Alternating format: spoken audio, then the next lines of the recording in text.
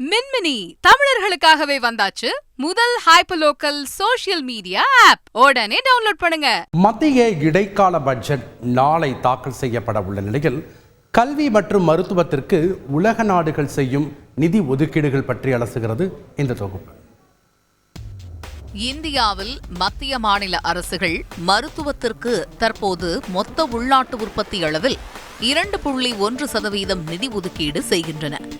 இடைக்கால பட்ஜெட் தாக்கல் செய்யப்பட உள்ள நிலையில் இதை 2.5% உயர்த்த வேண்டும் என்று இந்திய மருத்துவ பணியாளர்கள் சங்கம் கோரிக்கை விடுத்துள்ளது. இதுவே அமெரிக்காவில் மருத்துவத்திற்கு 16.6%, ஜெர்மனியில் 12.7%, பிரான்சில் 12.1% உள்ளது.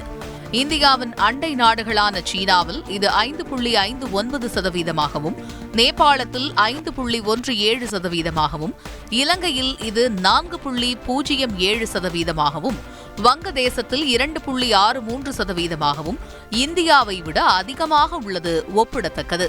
இந்தியாவில் கல்வித்துறைக்கு மத்திய மாநில அரசுகள் செலவிடும் மொத்த தொகை இந்தியாவின் மொத்த உள்நாட்டு உற்பத்தி அளவில் 4.6% உள்ளது.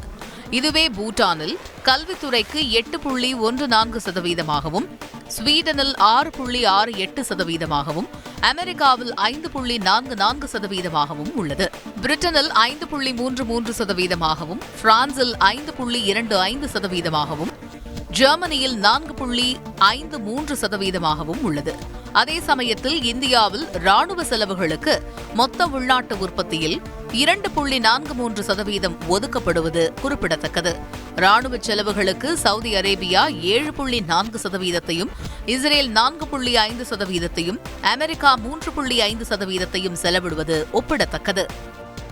மின்மினி தமிழர்களுக்காகவே வந்தாச்சு முதல் ஹைப்பர்லோக்கல் சோஷியல் மீடியா ஆப். உடனே டவுன்லோட் பண்ணுங்க.